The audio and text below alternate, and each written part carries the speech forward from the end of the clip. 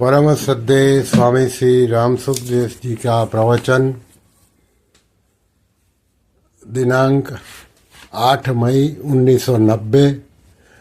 विषय तीनों शरीरों की संसार से एकता। परम श्रद्धेय स्वामी जी महाराज जी कह रहे हैं कि साधन होता है वह और तरह का होता है।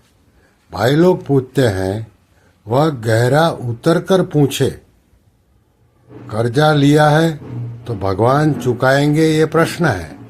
ऐसा प्रश्न पूछना तमाशा करते हैं, खेल करते हैं।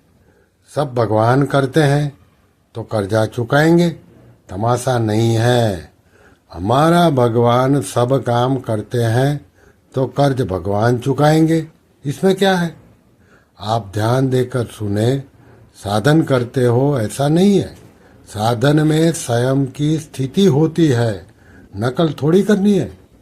जब भगवान के हो गए तो प्रश्न कैसे उठाया, साधन क्या, उसमें प्रवेश हुआ ही नहीं, यानी कि साधन शुरू नहीं हुआ।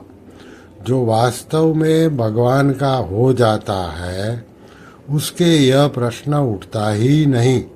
जैसे विवाह हो जाए तो उसको चिंता नहीं, कौन चुकाएगा कौन नहीं चुकाएगा, यहाँ वहाँ यह है ही नहीं। सपने में आपने कर्ज लिया तो सपने का कर्ज कौन चुकाएगा। तो समझकर प्रश्न करो, सपना का कर्ज कौन चुकाएगा, बताओ। हम चुकाएंगे कि दुनिया चुकाएगी कि कौन चुकाएगा। यह तो एक सपने की तरह है। स्थूल संसार एक ही है। संसार से हम अलग मानते हैं तो इसका अर्थ हुआ कि परमात्मा से हम अलग हुए। मानो स्थूल शरीर से स्थूल जगत अलग दिखता है। कब? जब आप परमात्मा से अलग हो। आप परमात्मा से अलग हो, इसलिए शरीर अपना दिखता है। शरीर कभी अपना है नहीं, हुआ नहीं, होगा नहीं, हो सकता नहीं। जैसे जमीन का एक टुकड़ा लेकर पूछे कि यह जमीन पृथ्वी से अलग है कि एक है, डेले का तत्व है, वही तत्व पृथ्वी का है। ऐसे ही स्थूल शरीर स्थूल संसार के साथ एक है, अलग दिखता है। इसका अर्थ है आप शरीर को अलग मानते हो, अपने को परमात्मा से अलग मानते हो, तब शरीर अलग दिखता है। तो प्रश्न होता है, स्थूल शरीर की स्थूल संसार के साथ एकता है, स्वतः स्वाभाविक। एक वृक्ष है, वह जंगल से अलग है क्या? यह विचार करना है कि जब स्थूल संसार ही अपना नहीं है तो स्थूल शरीर अपना कैसे होगा।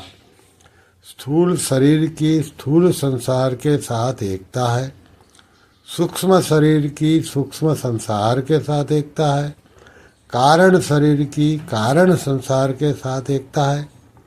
यह कहने का मतलब है ये शरीर अपने नहीं हैं।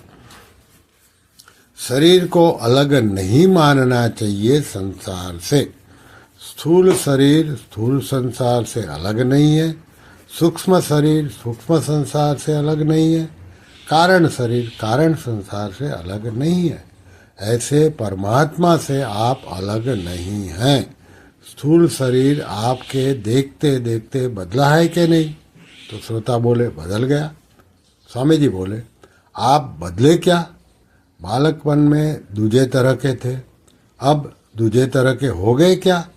आप नहीं बदलने वाले हो, शरीर बदलने वाला है।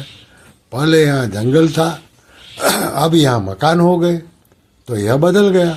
प्रति क्षण बदल रहा है, आप वही हो। निरोग और रोग एक नहीं होता, बालक और जवान एक नहीं होता। अगर स्थूल शरीर आपका है तो स्थूल संसार आपका है, सूक्ष्म शरीर आपका है तो सूक्ष्म शरीर आपका है, कारण शरीर आपका है तो कारण शरीर आपका है। शरीर को अपना माना है तो मात्र शरीरों की सेवा होनी चाहिए और दूजे संसार के शरीरों की चिंता नहीं है, तो आपके शरीर की भी चिंता नहीं होनी चाहिए। फिर श्रोता ने प्रश्न किया, स्थूल शरीर की स्थूल संसार से एकता है, पर सूक्ष्म शरीर की सूक्ष्म संसार से एकता कैसे हो, समझ में नहीं आता। स्वामी जी ने उत्तर दिया, अच्छा तो यह बताओ सूक्ष्म शरीर क्या है। ये समझ में जाएगा तो सूक्ष्म शरीर की सूक्ष्म शरीर से एकता हो जाएगी। सूक्ष्म शरीर में 5 ज्ञानेंद्रिया, 5 कर्मेंद्रिया, 5 प्राण, 1 मन, 1 बुद्धि, यह है। न तो यह मन चाहे कुत्ता का हो, चाहे महात्मा का हो, चाहे जगत का हो, एक है। ऐसे ही बुद्धि, इंद्रिया, प्राण सबके एक हैं। ऐसे कारण शरीर है, इसमें नींद है, यह जगत की और आपकी एक ही है, तो एकता है।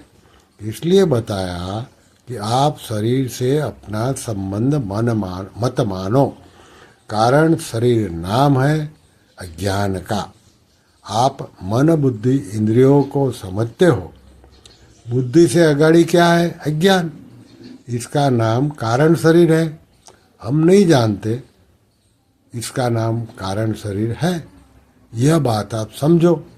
साधकों के बड़ी काम की है। अब इसको समझने के लिए थोड़ा ध्यान दें। बुद्धि तक सब ठीक है, बुद्धि से अगाड़ी क्या है यह हमें पता नहीं। यह ज्ञान कैसे हो? आप बुद्धि के हो अथवा बुद्धि आपकी है अथवा बुद्धि के आप हो। हम बुद्धि से अलग हैं, यह कोरी पढ़ाई से पता नहीं चलेगा। हम बुद्धि से अलग हैं, यह समझ में आ जाए तो ज्ञान हो जाएगा।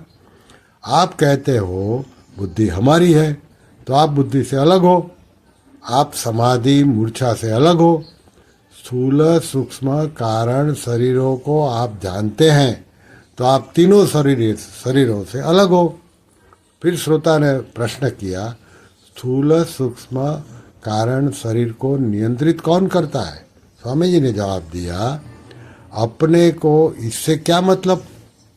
टट्टी फिरते हो, इसके बाद उससे क्या मतलब? ऐसे तीनों शरीर हमारे नहीं है, ये किसके काम आएगा? इसका नियंत्रण कौन करेगा? क्या मतलब है? आपने थूक दिया तो इसका नियंत्रण कौन करेगा?